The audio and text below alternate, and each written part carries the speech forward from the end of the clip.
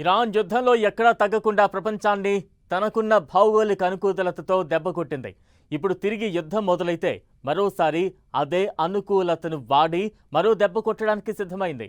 మొదటి దెబ్బతోనే ప్రపంచ దేశాలు అల్లాడుతుంటే ఇప్పుడు ఈ దెబ్బతో దేశాలకి దేశాలు అల్లకల్లోలమయ్యే పరిస్థితులు కనిపిస్తున్నాయి.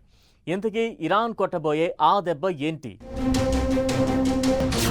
పాత ఆయుధాన్ని వాడుతున్న ఇరాన్ యుద్ధం ప్రారంభం కాగానే హర్ముజ్ జలమార్గం మూత.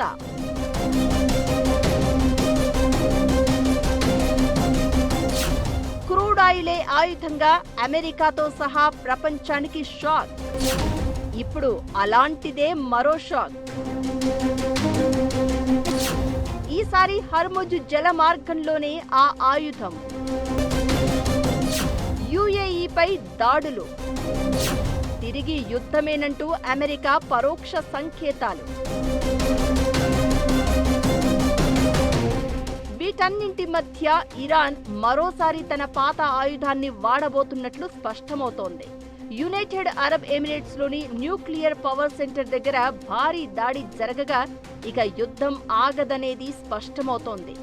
అందుకే ఇరాన్ మరోసారి తన బ్లాక్ మెయిల్ హైజాక్ అటాక్ కి రెడీ అవుతోంది. ఇప్పటిదాకా ప్రపంచ చమురు మార్కెట్లను స్తంభింపచేసిన ఇరాన్ ఇక ఇంటర్నెట్ పై ఫోకస్ పెట్టే ఛాన్స్ కనిపిస్తోంది. అరబ్ దేశాల నుంచి యూరప్, ఆసియా దేశాలకు వెళ్లే సబ్సీ కేబుళ్లను కత్తిరిస్తామంటూ బెదిరించడంపై ఇరాన్ ఇప్పటికే ఓ టాప్ లెవెల్ మీటింగ్ కూడా పెట్టుకున్నట్లు తెలుస్తోంది. హర్ముజ్ జలసంధి ప్రపంచంలోనే అతి ముఖ్యమైన చమురు రవాణా మార్గమే కాకుండా సముద్రగర్భ ఫైబర్ ఆప్టిక్ కేబుల్స్ గుండా డేటా ప్రసారమయ్యే కీలకమైన డిజిటల్ కేంద్రంగా మారింది.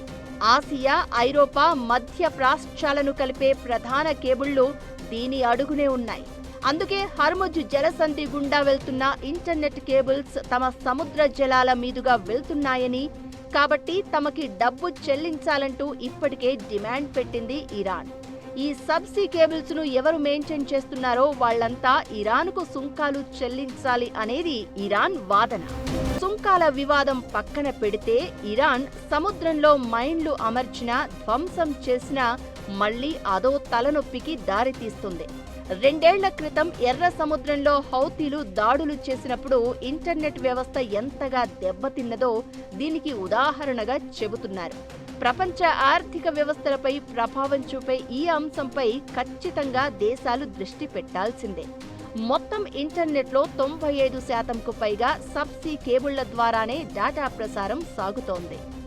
ఇరాన్ కనుక ఈ కేబుళ్లను టార్గెట్ చేస్తే భారత్ సహా అనేక దేశాల డిజిటల్ కమ్యూనికేషన్, బ్యాంకింగ్ లావాదేవీలు, స్టాక్ మార్కెట్లు మరియు విదేశీ వ్యాపారాలు స్తంభించిపోవచ్చు. అమెజాన్, మైక్రోసాఫ్ట్, గూగుల్ వంటి సంస్థలు గల్ఫ్ దేశాల్లో డేటా సెంటర్ల కోసం బిలియన్ల కొద్దీ డాలర్లను కుమ్మరించాయి. ఈ ప్రాంతాన్ని కృత్రిమ మేధకు ఒక ముఖ్యమైన కేంద్రంగా మార్చాలి అన్నది టెక్ సంస్థల ప్రణాళిక. ఆసియా, ఆఫ్రికా ఖండాల్లోని యూజర్లు, మార్కెట్లను డేటా సెంటర్లతో ఈ కేబుళ్లు అనుసంధానిస్తున్నాయి. ఈ నేపథ్యంలో సీ మైన్స్ అమర్చడం, ఉద్దేశపూర్వకంగా కత్తిరించడం, ఏదైనా ప్రమాదం వంటివి జరిగితే కొన్ని వారాలు లేక నెలలు పనిచేయవు. ఎందుకంటే దెబ్బతిన్న కేబుళ్లను సరిచేసేందుకు ప్రత్యేక నౌకలు ఆ జలసంధుల వద్దకు వెళ్లాల్సి ఉంటుంది. ఇప్పుడున్న సిచ్యువేషన్లో ఆ పని జరిగేది కాదు. అందుకే ఇరాన్ ఈ బెదిరింపులకు దిగితే అది అడిగినట్లు సుంకం చెల్లించడం తప్ప వేరే మార్గం కనిపించడం లేదు.